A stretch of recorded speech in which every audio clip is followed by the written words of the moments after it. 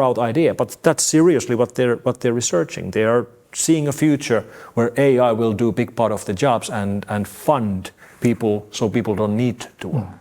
And mentioning OpenAI company, probably you heard we're so proud of Mira Murati, who is Albanian. Sure, that's an amazing success story. Working in this company. Have you ever met her? Or? I haven't met her. I wish I could. She's amazing. I've watched her talks and she's very impressive. And going back to health, of course, when we discuss health, we mean to live longer.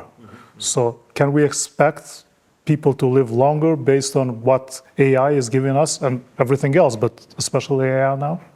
Well, depends. There's this thought experiment about whether we would be capable of eventually building world simulators, that we would be able to run systems where we would simulate universes like ours.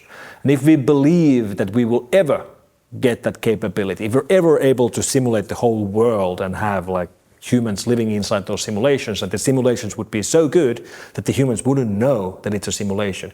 If we believe that the mankind will ever get that kind of capability, then the next question is, do you think we will get that capability in the future, or has it already happened in the past? Because if it has already happened in the past, there's no way for us to know. If there's a perfect simulation run by some kind of artificial intelligence, there's no way for us to know if we're living inside one of those already today. There are theories, different theories that we get from time to time. That would mean that we could theoretically live forever, but there really is, this is sort of a discussion that has no point, because there's no way for us to figure out the answer to it. But maybe not live forever, but live longer, we can say, because even now we're living longer based on the advances of technology, medicine, and other factors. People used to live like 30 to 40 years. We're living now around 80 worldwide. I've spent all my life looking at the worst side effects of technology revolution. I've spent my life looking at online crime and sabotage and cyber war and all of that. Despite all of that, I am an optimist. I believe in a brighter future. I believe technology is making us better. I believe artificial intelligence will enable new things. That's one of the main questions, yeah. Yes, it's going to be better in the future. I am an optimist. Despite all the downsides I've seen, I'm an optimist. And I also believe our health will be better and we will live longer and happier lives in the future. And your book is like, if it's intelligent, it's vulnerable. So that means we should take special care when dealing with artificial intelligence. When things get connected, when everyday devices go online, they automatically then become hackable. Slowly but surely, all of our societies around us are becoming dependent on connectivity. And this we could directly compare to what happened with electricity.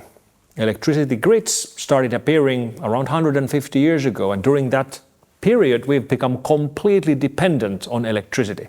The amount of people on this planet have doubled over the last 150 years, largely because we can generate more food. We can feed 8 billion people.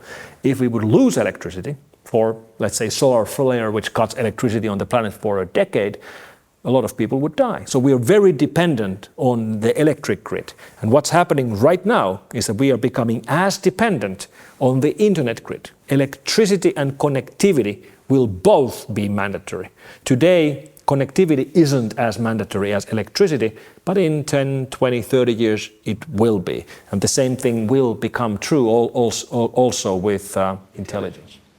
And do you have an assessment what we are going to witness during our lifetime? Like we are around 40, 50